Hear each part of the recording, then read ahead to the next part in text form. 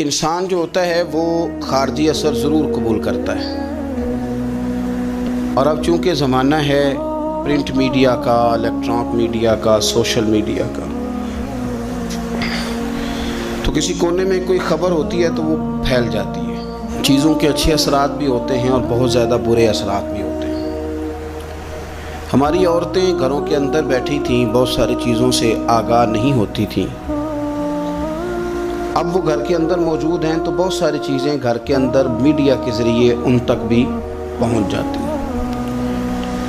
خیر کی چیزیں پہنچنا بڑا اچھا ہے، بڑا مبارک ہے، اس سے بہتری پیدا ہوتی ہے، لیکن جب شر پھیلتا ہے نا، شرارت کی جاتی ہے، تو عورت چونکہ اپنی عقل کے لحاظ سے اتنی مضبوط نہیں ہوتی جتنا کہ مرد ہوتا ہے، اور ذہن کے لحاظ سے اتنی پختہ نہیں ہوتی جتنا کہ ایک مرد ہوتا ہے، تو بیچاری اس کا جب اثر قبول کرتی ہے تو وسوسوں کا شکار ہوتی ہے۔ اور پھر جس طرح آج کل جدید خواتین جدت کا لیبل لگا کے سوسائٹی میں آئی ہیں، کہتی ہیں ہم نے سیاسی، سماجی، فلاحی، ملکی ان سب معاملات کے اندر پورا کردار ادا کرنا ہے، تو وہ چونکہ ایک حسین نعرہ لے کے آتی ہیں، تو ہماری بیٹیاں، بچیاں، بہنیں، مائیں بعض اوقات حالات کے جبر کی وجہ سے، بعض اوقات وسوسوں کی کثرت کی وجہ سے وہ کسی نہ کسی طور پر اس تکلیف کا شکار ہو جاتی ہیں، اور شیطان انہیں اپنی لپیٹ میں لیتا ہے۔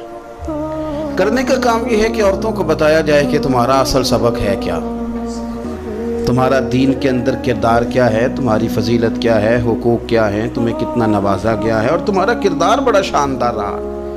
عورتوں کا بڑا تابناک اور خوبصورت کردار رہا ہے دین کے لیے ہمیشہ، بلکہ جتنے لوگ دین کے لیے تیار ہوئے، عالم ہوں، مجاہد ہوں، غازی ہوں، استاد ہوں، حافظ ہوں، ان سب کو تیار کرنے والی مائیں ہیں، اور وہ پوری جد و جہد کے ساتھ بھیجتی، تیار کرتی، محنت کرتی۔ انہوں نے ان کی تیاری میں بھی اور آبیاری میں بھی خوب کردار ادا کیا۔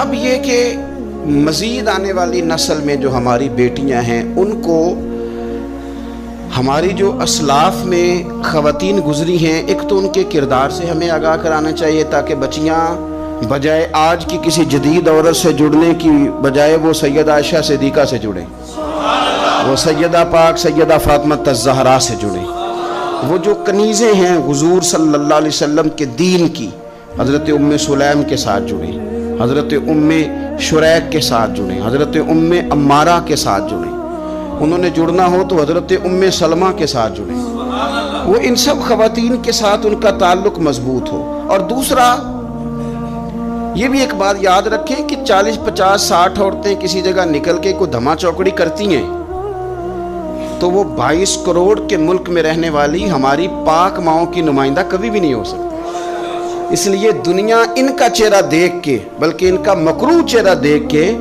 ہمارے گھروں میں حیا کا پردہ پہن کے بیٹھنے والی عورتوں کو اس پر کبھی بھی وہ قیاس نہ کریں۔ الحمدللہ آج بھی مائیں پاک دودھ پلاتی ہیں تو رسول اللہ کا نام جپنے والے بیٹے پیدا ہوتے ہیں۔ تو اس لیے کوئی ایسی مایوسی، کوئی ایسی کمزوری، کوئی یہ نمائندہ نہیں ہے۔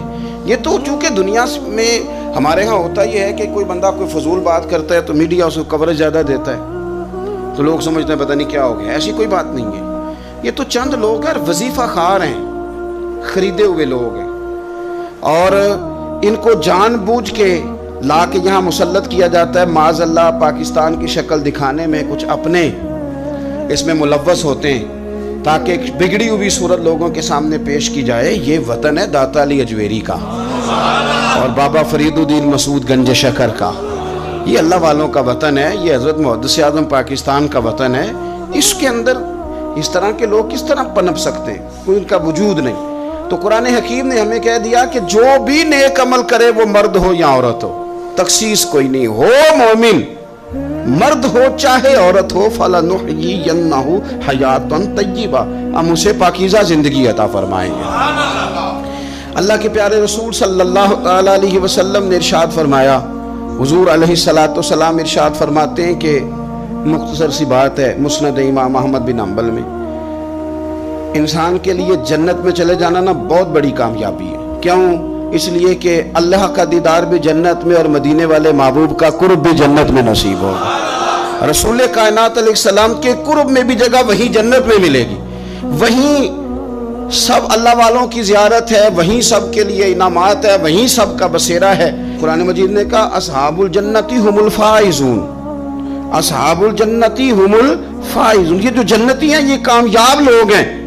تو نبی پاک صلی اللہ علیہ وسلم نے مختصر بات ارشاد فرمائی مسند امام احمد بن حنبل میں۔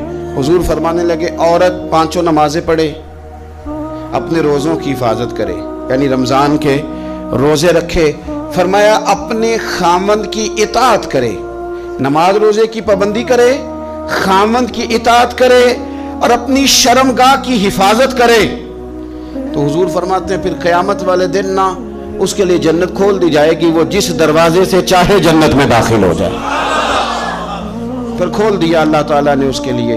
2 ہی باتیں، ایک یہ کہ نماز روزے کا خیال کرے، خامد کی اطاعت کرے، شرمگاہ کی حفاظت کرے، تو جنت کے جس دروازے سے وہ چاہے گی نا اس کو داخلہ دے دیا جائے گا۔ تو عورتوں نے بڑے مضبوط ایمان کا مظاہرہ کیا ہے، مضبوط ایمان کا۔ پہلی مثال دیتا ہوں جناب ہاجرہ کی۔ حضرت ہاجرہ رضی اللہ تعالی عنہا حضرت اسماعیل علیہ السلام کی والدہ ہیں، جناب ابراہیم خلیل اللہ علیہ السلام کی اہلیہ ہیں۔ میں نے پہلے بھی ایک دفعہ کہا تھا، پھر کہتا ہوں کہ آج کل نا کاکروچ دیکھ کے، چھپکلی دیکھ کے چیخ مارنا یہ خوف نہیں، یہ فیشن ہے۔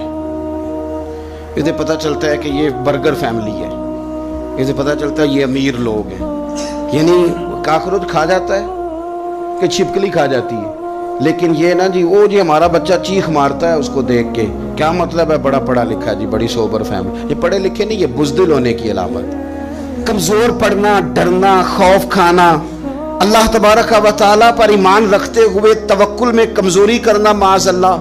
مسلمان کا تو یہ نظریہ نہیں نہ ہوتا، اور مسلمان عورتوں کا ہر وقت رونا کہ نصیب پتہ نہیں کیسے ہوں گے، پتہ نہیں کیا بنے گا، میرا تو کچھ بن ہی نہیں رہا۔ جب بات کرنا رو کے کرنا، جب سنانا دکھ ہی سنانا۔ یہی حال ماں کا ہے، یہی بہن کا ہے، یہی بیٹی کا ہے، الا ماشاءاللہ کچھ اچھی بھی ہیں۔ تو اس قدر زیادہ کمزور نظریات مسلمان عورتوں کے نہیں ہوتے، اور پھر ساری زندگی اگر یاد کرنا ہے تو دکھ یاد کرنا ہے، سکھ نہیں یاد کرنا۔ زندگی کے اندر جہاں کسی جگہ آزمائش آئی اس کا ذکر روز کرنا ہے، اور جو آسانی آئی ان کو بھول جانا ہے۔ حضرت ہاجرہ کو جناب ابراہیم خلیل اللہ علیہ السلام چھوٹا سا بیٹا دے کے وادی غیر ذی زرعین میں چھوڑ آئے، اتنی سی کھجوریں، ایک مشکیزہ پانی کا۔ اس خاتون کو وہاں کھڑا کیا، دور دور تک آبادی کوئی نہیں، جنگل کا سما ہے، پرندے تک آ کے نہیں چہکتے، کوئی چیز نہیں دنیا کی، لیکن ایمان اس کو کہتے ہیں، طاقت اس کو کہتے ہیں، کلمہ پڑھنے کے بعد کھڑا رہنا اور اپنے توکل کو مضبوط رکھنا اس کو کہتے ہیں۔ حضرت ابراہیم واپس لوٹ رہے تھے تو جناب ہاجرہ نے ایک سوال پوچھا، بس ایک۔ جناب ہاجرہ عرض کرتی ہیں اللہ کے خلیل، یہ اپنی مرضی سے چھوڑ کے جا رہے ہو کہ رب کا حکم ہے؟ میرے مالک کی میرے بارے میں یہی فیصلہ ہے، یہی رضا ہے، یا آپ اپنی مرضی سے چھوڑ کے جا رہے ہیں؟ تو جناب خلیل علیہ السلام فرمانے لگے ہاجرہ نہیں، یہ رب کا فیصلہ ہے، یہ اللہ کی رضا ہے۔ تو آپ کو بخاری میں یہ لفظ ملیں گے، جناب ہاجرہ کہنے لگی پھر آپ فکر نہ کریں، اگر رب کا یہ حکم ہے تو پھر میرا رب ہمیں کبھی بھی ضائع نہیں کرے گا۔ یہ مضبوطی ایمان کی، یہ مضبوطی، رب پھر ہمیں کبھی ضائع۔ او میرے ملت کی بیٹیوں اور بہنوں، ساری امیدیں خامن سے کیوں لگاتی ہو؟ ساری امیدیں بیٹے اور بھائی سے کیوں لگاتی ہو؟ ساری امیدیں دنیا سے کیوں لگاتی ہو؟ اس طرح کرو، اپنی ساری امیدیں اپنے رب کے ساتھ وابستہ کرو، رب کی رضا پہ، رب کے فیصلوں پہ راضی رہنا سیکھو۔ اگر تم یہاں ٹھہر گئی نا تو تمہارے پھر آنسو بہیں گے ضرور پر اللہ کی بارگاہ میں، پھر تمہاری دعائیں کے لیے ہاتھ اٹھیں گے ضرور پر اس کا کرم طلب کر، پھر کمزور باتیں نہیں کرو گی۔ جس طرح ایمان عورتوں کا مضبوط تھا، اسی طرح ہماری جو اسلاف میں خواتین گزری ہیں، صحابیات، ان کا نا تبلیغ کا جذبہ بھی بڑا مضبوط تھا، بڑا مضبوط تبلیغ کا جذبہ۔ حضرت ام شریک رضی اللہ تعالی عنہا قبیلہ بنو عامر سے تعلق رکھتی تھی، پر مکے میں آئی ہوئی تھی، گھر گھر جا کے رسول اللہ کا دین بتاتی۔ ان دنوں میں نہیں جن دنوں میں پھول پھینکے جاتے ہیں تبلیغ کرنے والوں پر، جن دنوں میں نعرے لگتے ہیں ان دنوں میں نہیں، ان دنوں میں جب چھپ چھپ کے لوگ دین کی بات کرتے تھے۔ حضرت زید بن ارقم رضی اللہ ताला अन्हु के घर में लोग बैठ के दीन सीखते थे। ये खातून, मुझे आज कह लेने दे यार, मुझे कह लेने दे, वोटों की जरूरत हो तो औरतें घर घर चली जाती हैं, एक सीट की जरूरत हो तो बीबियों को घर घर भेज लिया जाता है। ये देखो, ये ईमान है रसूलुल्लाह सल्लल्लाहु अलैहि वसल्लम पर, सहाबियात का ये कमाल है कि घर घर वो भी गई हैं, पर वोट के लिए नहीं, रसूलुल्लाह के दीन के लिए, रसूलुल्लाह के दीन के लिए घर घर हजरत उम्मे शुरैक जाती जाके ना। और वो तरीका था ना, औरतों को कायल करती, बड़े कठिन हालात थे इस्लाम पर, एलानिया कोई बात नहीं कर सकता था। हजरत उम्मे शुरैक कहती है, मैं औरतों को बुलाती, कहती मेरी बात सुनो। जब वो करीब आती तो मैंने नबी पाक का दीन बताती, साइड पे करके कोने में, मैं ना थोड़ा थोड़ा, ओ यार आप जरा इसका लुत्फ तो ले, इसका जायका तो देखें। हजरत उम्मे शुरैक कहती है, मैं घर घर जाती बताती, तो काफिरों को पता चल गया कि ये तबलीग करती है। उन्होंने मुझे बुलाया, कहने लगे तेरे बरादरी और कबीले का मसला ना होता तो हम तुझे कत्ल कर देते, अब हम तुझे वापस भेजते हैं। चंद मर्दों को मेरे साथ किया, मुझे घोड़े और ऊंट की नंगी पुश्त पर बांध लिया। नंगी पुश्त पर लंबा सफर करना मुश्किल होता है, पसीना आए, बड़ी तकलीफ होती है घोड़े पर बैठ। अब वो कोई कजावा नहीं, कोई चीज नहीं, इसी तरह बांध के ले गए। और फरमाती हैं कि 3 दिन और 3 रातों का वो सफर था। रस्ते में वो खुद छांव में बैठते और मुझे बांध के धूप में डाल देते।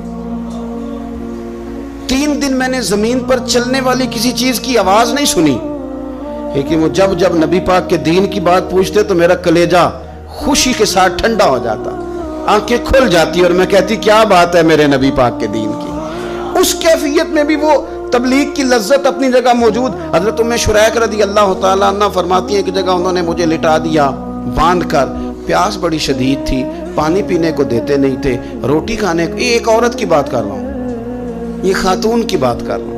आजकल तो हमारे बच्चे शाम को सालन ठीक ना पका हो तो मोबाइल तोड़ देते हैं। ये कौम नहीं मैदानों में जा सकती, जिहाद नहीं कर सकती। खातून कहती है कि शदीद प्यास थी और मुझे बांध के लिटाया हुआ था। मुझे जब तकलीफ बढ़ गई तो अचानक मैंने देखा पानी का एक डोल बरामद हुआ है। मैंने उससे थोड़ा सा पी लिया, पर तलब अभी बाकी थी। वो फिर आ गया बर्तन, मैंने फिर पिया, तलब अभी बाकी थी, फिर बर्तन आ गया। इमाम अबू नईम ने इसको लिखा है हिलियतुल औलिया में, फरमाते हैं तीसरी दफा वो फिर भरा हुआ डोल पूरे का पूरा आ गया। अब मैंने पिया भी, अपने कपड़ों पे भी छिड़का। जब वो सारे बेदार हुए तो मुझे आगे कहने लगे कि तूने हमारा पानी इस्तेमाल किया है। फरमाती है फिर उन्होंने अपने बर्तन देखे, मुश्किज़े देखे तो भरे हुए थे। मेरे करीब आके कहने लगे ये पानी कहाँ से आया? तो मैंने कहा तुम अभी मेरा अकीदा नहीं समझे, ये मेरे रब ने मुझे दिया है, मेरे रब ने मुझे दिया। फरमाती है मुझे बांध के ले जा रहे थे, पर जब मेरी बात सुनी ना तो बोल के कहने लगे हमें समझ आ गई है, तेरा दीन हमारे दीन से बेहतर है, तेरा अकीदा हमारे अकीदे से बेहतर है। और एक रवायत में यूं भी है कि वो बांध के ले जा रहे थे, पर ये कमाल देखा तो कलमा पढ़ के मदीने वाले के गुलाम बन गए। सहाबियात ने ना बड़ा जम के दीन का काम किया, अकीदा, फिर तबलीग, फिर मैदान जिहाद। औरतें जिहाद में जाया करती थी, वो जख्मियों को पानी पिलाती थी, मरहम पट्टी करती थी।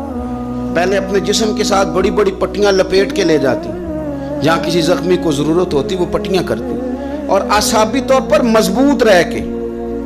मैदान के अंदर जिहाद वो बंदा करता है जो यकीन कामिल की दौलत जिसे नसीब हो, जिसे पता हो कि ये मैं मरूंगा तो मेरा मरना रहेगा नहीं, अल्लाह मुझे शहादत का दर्जा अता फरमाएगा। लेकिन अगर यहीं से बंदा अपने आप को मुतमईन न कर सके तो मैदान में जाएगा। यकीन कामिल हो, अगर हो यकीन कामिल पैदा तो फिर कट जाती हैं जंजीरें, फिर इंसान आगे मजबूती से आगे बढ़ता है। नबी पाक सल्लल्लाहु अलैहि वसल्लम जब जिहाद के लिए तशरीफ ले जाते ना तो औरतों पर किसी न किसी शख्स को नुमाइंदा बना के छोड़ के जाते थे। एक दफ़ा मौला अली शेर खुदा को भी छोड़ के गए, हज़रत अब्दुल्ला इब्ने मखतूम रज़ी अल्लाह तआला अन्हु को भी एक दफ़ा छोड़ के गए। एक मौके पर ना हुजूर ने औरतों को एक जगह पे छोड़ा पीछे, तो वो किला था हज़रत हसन बिन साबित रज़ी अल्लाह तआला अन्हु, बड़ा मजबूत किला था। उस किले के अंदर खवातीन सारी महफूज करके उनको वहाँ बिठा दिया गया। हुजूर जिहाद के लिए चले गए। अब वहाँ किले में औरतों को इसलिए रखा गया था कि यहाँ यहूदी भी हैं, तो ऐसा ना हो कि हम बाहर लड़े तो वो अंदर से कोई शरारत कर दें, लिहाजा औरतें महफूज रहें। हजरत حسان بن ثابت رضی اللہ تعالیٰ عنہ کی ڈیوٹی تھی تلوار لے کے حفاظت کرنے کی، تو ایک یہودی آ گیا، وہ اب ٹو کرنے لگا، تجسس کرنے لگا کہ یہاں عورتیں ہیں تو کوئی مرد بھی ہے کہ نہیں، دائیں بائیں دیکھنے لگا۔ حضرت صفیہ رضی اللہ تعالیٰ عنہ نے توجہ کی اور جناب حسان بن ثابت سے کہنے لگے 1 منٹ لگا اس کی گردن مار دے، ایسا نہ ہو کہ یہ جا کے بتا دے، گردن اڑا دے۔ حضرت حسان بن ثابت ذرا تھوڑی کوشش کرنے لگے، ارادہ کرنے لگے، آگے بڑھنے لگے، تو ابھی وہ تیاری میں ہی تھے تو حضرت صفیہ رضی اللہ تعالیٰ عنہ خود نکلی پیچھے سے ہو کے، ذرا سا ایک ستون کے پیچھے چھپی، ہاتھ میں بڑا سا ڈنڈا پکڑا، وہ آپ کے قریب سے گزرنے لگا۔ تو یہ خاتون کی بات کر رہا ہوں، خاتون کی، کسی مرد کی ضرورت ہے عورت کو تنگ کر جائے؟ شرط یہ ہے کہ عورت کے اندر بھی تو غیرت ایمانی ہو نا، اس کے اندر بھی تو وہ قوت ہو نا، ایسا نہ ہو کہ وہ کمزور پڑ جائے۔ ہاتھ کے اندر ڈنڈا تھا، جب وہ یہودی پاس سے گزرنے لگا تو اللہ اکبر کہہ کہ بی بی نے اتنے زور سے مارا ڈنڈا، حضور کی پھپھو نے ایک ہی ڈنڈا کھایا اور وہ زمین پہ ڈھیر ہو گیا۔ حضرت صفیہ نکلی اور جناب حسان بن ثابت سے کہنے لگی مجھے آتی ہے شرم، کیونکہ جب کسی کو مار دیا جائے تو اس کا مال مال غنیمت ہے نا کافر کا، اب اس کی زرہ اتارنی ہے، اس کی تلوار لینی ہے۔ فرمایا مجھے شرم آتی ہے، وہ مرد ہے، اس طرح کرو مار میں نے دیا، سامان تم اتار کے لے آؤ۔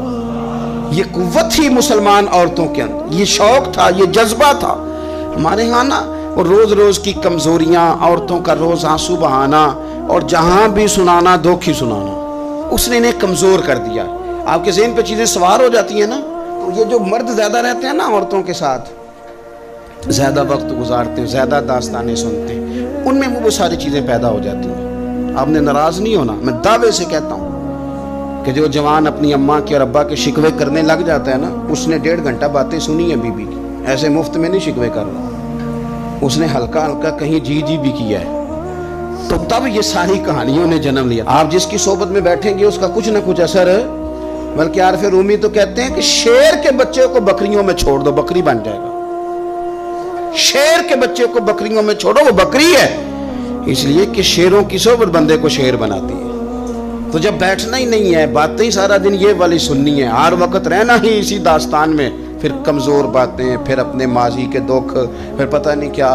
آپ نے ناراض نہیں ہونا، میں بعض جوانوں کی باتیں سن کے میرا دل کرتا ہے کہ اسے کہوں یار تو کیا بات کر رہا ہے، اپنا قد دیکھ، تو اپنی عمر دیکھ، رب نے تجھے مرد بنایا ہے، تو کمال آدمی ہے، تو کھڑا ہو۔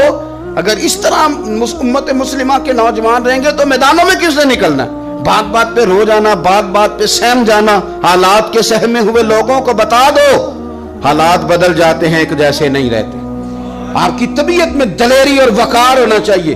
حضرت اسماء بنت ابی بکر صدیق، حضرت صدیق اکبر رضی اللہ تعالی عنہ کی وہ صاحبزادیاں جو حضرت عائشہ کی بڑی ہمشیرہ ہیں، رات کو غار ثور میں مرد جاتے ڈرتے ہیں، آج بھی ڈرتے ہیں، اور جناب اسماء نبی پاک کی روٹی لے کے جایا کرتی تھی۔ پھر اللہ نے ان کو بیٹا دیا، حضرت عبداللہ بن زبیر، یہ حضور کی پھپھی کے نواسے ہیں، حضرت زبیر بن عوام عشرہ مبشرہ صحابی ہیں، ان کے بیٹے ہیں، اور یہ وہ خوشبخت جوان ہے جس کو گٹی نبی پاک نے اپنے لعاب دہن سے عطا فرمائی۔ یزیدی فوجوں کے خلاف امام حسین کے بعد جو آدمی باقاعدہ مرتب فوج کے ساتھ میدان میں آئے وہ حضرت عبداللہ ابن زبیر ہیں، مرتب کر کے اپنا لشکر لے کے نکلے۔ حضرت اسماء بوڑھی ہو گئی تھی، 90 سال عمر تھی، نظر نہیں آتا تھا۔ حضرت عبداللہ ابن زبیر جب لڑے یزیدی فوجوں کے خلاف تو کچھ ساتھی شہید ہو گئے، کچھ کے قدم پیچھے ہٹ گئے۔ حضرت عبداللہ ابن زبیر ماں کے پاس آئے اور ماں سے آ کے کہتے ہیں اماں میرے کچھ ساتھی کمزور پڑ گئے، کچھ شہید ہو گئے، اور یہ بڑے سخت لوگوں کی فوج سے ہمارا مقابلہ ہے، تو اس وقت تیرے ساتھ کوئی خدمت گزار نہیں، میں تیرا اکیلا سہارا ہوں، ماں تو بتا میں کیا کروں، آگے جاؤں کہ واپس مڑوں؟ نابینا ہیں حضرت اسماء، عمر ہے 90 سال، بیٹے کی پشت پہ ہاتھ رکھ کے کہتی ہیں پتر پہلے یہ بتا کہ تو حق پہ ہے کہ نہیں، تو حق پہ ہے کہ نہیں؟ ان ماؤں کی گود میں اسلام پلا کرتا تھا، حق پہ ہے کہ نہیں؟ تو حضرت عبداللہ ابن زبیر کہنے لگے اماں میں حق میں ہوں۔ تو حضرت اسماء کہنے لگے پتر پھر میدان میں جا، اور میرا پتر ایک میرے ساتھ وعدہ کر، کوئی بھی تیر پشت پہ نہ کھانا، سارے سینے پہ کھا کے آنا۔ حضرت عبداللہ ابن زبیر عرض کرنے لگے اما یہ بڑے ظالم قسم کے دشمن ہیں، یہ آنکھیں نکال دیتے ہیں، ہونٹ کاٹ دیتے ہیں، جسم کے ٹکڑے ٹکڑے کرتے ہیں، تو سہ لے گی؟ کیا جواب ہے، کیا طاقت ہے، کیا ہمت ہے۔ حضرت اسماء فرمانے لگی پتر بکرے کو نہ صرف ذبح ہوتے وقت تکلیف ہوتی ہے، کھال اترتے وقت کوئی تکلیف نہیں ہوتی۔ جا میرا بیٹا میدان میں۔ حضرت عبداللہ ابن زبیر شہید کر دیے گئے، ان کی لاش مبارک مکہ مکرمہ کے چوک میں جنت المعلہ کے پاس لٹکا دی گئی۔ حجاج بن یوسف نے حضرت اسماء کو بلایا اور بلا کے کہنے لگا تجھے پتہ ہے تیرا بیٹا لٹکا ہوا ہے؟ فرمانے لگی ہاں مجھے پتہ ہے، یہ بچپن سے ہی شاہ سوار ہے، یہ گھوڑوں پہ رہنا ہی پسند کرتا تھا۔ اور پھر کیا جملہ کہا، حجاج کے لوگ کہتے ہیں یہ فوجوں میں اور تلواروں کی جھنکار میں کبھی نہیں کانپا تھا، پر حضرت اسماء جو نابینا ہیں ان کے جملوں نے نرزہ طاری کر دیا۔ فرمانے لگی حجاج میرا پتر لٹک گیا ہے، کہیں تیرے آگے جھکا تو نہیں نا؟ لٹک ہی گیا ہے، جھکا تو نہیں میرا پتر؟ 14 دن تک لٹکے رہے، لاش مبارک لٹکی رہی، لیکن حضور کا لعاب دہن تھا نا، لوگ کہتے ہیں قریب سے گزرتے تھے تو دور دور تک خوشبوئیں پھیلی ہوئی، دور دور تک۔ مائیں ایک صحابیہ ہے، نام ہے ام عمارہ، جنگ احد میں زخمیوں کو پانی پلاتی، اپنے 2 بیٹے اپنا شوہر لے کے احد میں آئی، زخمیوں کو پانی پلاتی ہیں، مرہم پٹی کرتی ہیں۔ اچانک جنگ کا پانسا پلٹ گیا، وہ درے پہ جو لوگ حضور نے مقرر کیے تھے وہ غلط فہمی کی وجہ سے درہ چھوڑ گئے، حالات اور ہو گئے، عجیب سا ماحول ہو گیا۔ پھر یہ بھی افواہ پھیلا دی گئی کہ معاذ اللہ حضور شہید کر دیے گئے، لوگوں کے حوصلے بڑے اور رنگ اختیار کرنے لگے، حضور کے گرد تھوڑے سے لوگ رہ گئے۔ او میرے بھائیوں، او ملت کی بیٹیوں بہنوں، یہ ہے تمہارا انداز دین کی خدمت میں، یہ خواتین کا انداز ہوتا ہے۔ حضرت ام عمارہ پہلے زخمیوں کی مرہم پٹی کرتی تھی، اب سارا کچھ پھینک دیا، تلوار لی اور جا کے نا حضور کے گرد کھڑی ہو گئی، کہنے لگی آئے نا، کون آتا ہے میرے کریم کے پاس، آ کے دکھائے نا کوئی، اسا کیتی ہے جان حوالے رب دے، ایسا عشق کمایا ہے اسی مرن تو اگے ہی مر گئے باپ، اسا تا مطلب نو پایا ہے، آ کے کھڑی ہو گئی۔ حضور فرماتے ہیں میں دائیں دیکھتا تھا تو ام عمارہ ہوتی تھی، میں بائیں دیکھتا تھا تو ام عمارہ ہوتی تھی، آگے دیکھتا تھا تو ام عمارہ، پیچھے ام عمارہ۔ حضور فرمانے لگے تو بہت سارے لوگوں سے سبقت لے گئی ہے، تو بڑے سارے لوگوں سے آگے نکل گئی ہے، ان کو زخم لگ رہے ہیں، تیر آ رہے ہیں، پر خاتون ہو کے ڈٹی ہوئی ہے، رسول اللہ صلی اللہ علیہ وسلم کے سامنے کھڑی، حضور پر آنے والے تیر اپنے وجود پہ لیتی ہیں۔ او میرے عزیز، رسول پاک علیہ السلام نے فرمایا تجھے رب نے بڑا حوصلہ دیا ہے، اتنا گہرا زخم بازو میں آیا کہ غار بن گئی، غار۔ اللہ کے پیارے محبوب نے نظر کرم فرمائی، حضور نے فرمایا کچھ مانگ لے، کہنے لگی سونیا اگر میری خدمت قبول ہے تو دعا کر دیں اللہ قیامت کے دن بھی آپ سے دور نہ کرے، رب دور نہ کرے۔ حضور نے دعا کر دی، اے اللہ اس کو اور اس کے خاندان کو قیامت میں بھی میری رفاقت دینا۔ حضور کی دعا سنی تو باہر نکلی، فرمانے لگی لوگوں لو پھر میں نے اپنا مقصد پا لیا ہے، میں کامیاب ہو گئی ہوں، اب دنیا کی کوئی مصیبت بھی میرے اوپر آئے تو مجھے کوئی پرواہ نہیں، اس لیے کہ مدینے والے نے یہاں بھی کرم فرما دیا ہے، وہاں بھی کرم فرما دیا ہے۔ یہ طاقتیں تھیں ان خواتین کے۔ ایک تابعی بزرگ تھے حضرت ابو عبد الرحمن فروغ، صاحب تاریخ بغداد نے لکھا ہے وہ جہاد پہ چلے گئے، 30,000 دینار اپنی بیوی کو جاتے دفعہ دے گئے، کہنے لگے لو پاس رکھ لو، اور بیٹا بھی ماں کی گود میں ہی تھا، کچھ نے لکھا پیدا ہو چکے تھے، کچھ کا کہنا ہے کہ ان کے جانے کے 1-2 ماہ بعد بیٹے کی ولادت ہوئی، اور بیٹے کا نام کیا ہے؟ ربیہ بن ابو عبد الرحمن، اور یہ بیٹے وہ ہیں جو حضرت امام مالک جیسے لوگوں کے استاد ہیں، حضرت حسن بصری جیسے لوگوں نے ان سے پڑھا، خود جہاد پہ چلے گئے۔ آج تو فوجیوں کی نوکری ہے نا جی، ان کا یہ نظام ہے کہ وہ جاتے ہیں، انہیں تنخواہ ملتی ہے، چھٹی پہ آتے ہیں۔ اس زمانے میں یہ تھا کہ مال غنیمت سے حصہ ملتا تھا، اور فتوحات کا یہ طریقہ تھا کہ یہ علاقہ فتح ہوا تو آگے چلے گئے، وہ فتح ہوا تو آگے چلے گئے، وہ فتح ہوا تو آگے چلے گئے، کسی نے لوٹنا ہے تو پابندی نہیں تھی، لوٹ سکتا ہے۔ کچھ لوگ جہاد میں ہی رہتے تھے۔ حضرت ابو عبد الرحمن فروغ 27 سال جہاد میں رہے، 27 سال۔ یہاں تو خاوند باہر ہو تو بہت ساری عورتیں کہہ دیتی ہیں کہ تیرے ابے نے تو صرف پیسے کمائے، مصیبتیں تو ساری میں نے دیکھی، معاذ اللہ بعض جگہ، سب نہیں لیکن بعض جگہ کہہ دیتی ہیں کہ وقت تے سارے میں کیتے۔ 27 سال شوہر چلا گیا، واپس ہی نہیں آیا، 30,000 دینار دے کے چلے گئے۔ 27 سال کے بعد خیال آیا گھر کا، اب بیٹا محدث بن گیا، عالم بن گیا، اور کمال یہ کہ رہتے کہاں تھے؟ حضور کے مدینے میں، مدینہ النبی میں، مدینہ منورہ میں صلی اللہ تعالی علیہ وسلم۔ اور ان کے صاحبزادے حضرت ربیہ یہ مسجد نبی میں، حضور کی مسجد میں بیٹھ کے نبی پاک کی حدیث پڑھایا کرتے۔ آئے گھر، دروازے پہ دستک دی، صاحبزادے نے دروازہ کھولا، نہ باپ بیٹے کو پہچانتا ہے نہ بیٹا باپ کو۔ جناب ابو عبد الرحمن اندر داخل ہونے لگے تو صاحبزادے نے کہا بوڑھے میاں میرے گھر میں بغیر اجازت کے کیوں داخل ہو رہے ہیں؟ تو وہ کہنے لگے تو بتا تو نے میرے گھر پہ قبضہ کیوں کر رکھا ہے؟ اب جب بات زیادہ بڑھ گئی تو دونوں جانب سے لوگ جمع ہو گئے، شور اٹھا تو اندر سے والدہ نے سنا، پردہ سرکا کے دیکھا کہ میرے شوہر آ گئے 27 سال کے بعد، 27 سال کے بعد۔ آپ اپنے صاحبزادے سے کہنے لگی بیٹا ان کو اندر آنے جو تمہارے والد ہیں۔ بڑا روئے باپ بیٹا، بڑا روئے۔ ماں اور بیٹے کی محبت کا بھی اندازہ نہیں، پر قرآن پاک پڑھے نا تو دو مثالیں باپ اور بیٹے کے پیار کی بھی ملتی ہیں۔ ایک حضرت یعقوب علیہ السلام کا جناب یوسف سے پیار، اور ایک حضرت ابراہیم کا حضرت اسماعیل سے پیار، اور جناب اسماعیل کی جناب ابراہیم کی فرما برداری کی مثال، اس کا بھی جواب کوئی نہیں۔ باپ اتنا رو رہے ہیں اور بیٹے کی یاد میں، اس کا بھی اندازہ کوئی نہیں کر سکتا۔ باپ بیٹا مل کے بڑا روئے۔ عصر کی نماز کا وقت ہو گیا، حضرت ربیہ جو محدث ہیں وہ وضو کر کے مسجد شریف چلے گئے۔ یہ ابھی چونکہ سفر سے آئے تھے، انہوں نے کھانا وانا کھایا، تھوڑی دیر بیت گئی تو یہ نہیں پوچھا پیچھے حال کیا رہا، پوچھتے ہیں اپنی بیوی سے میرے 30,000 دینار کہاں ہیں؟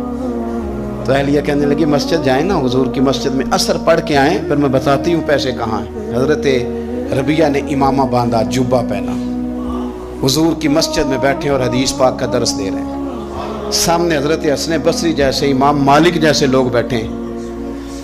حضرت ابو عبد الرحمن فروغ جو ان کے والد تھے، عصر کی نماز پڑھ کے نا تو پوچھتے ہیں ایک شخص سے یہ کون ہے نوجوان کالی داڑھی والا، عمر زیادہ نہیں پر کس طرح شوق سے حضور کا دین بیان کر رہا ہے، کون ہے؟ تو بتانے والے نے کہا کہ حضور ایک نا ابو عبد الرحمن نام کے بزرگ ہیں، وہ 27 سال سے جہاد میں گئے ہوئے ہیں، یہ ان کا بیٹا ہے۔ یہ سنا کہ میرا پتر اتنا بڑا عالم، چھم چھم آنسو بہے، داڑھی بھر گئی آنسو، حضور کی مسجد میں تشکر کے آنسو، خوب روئے، خوب روئے۔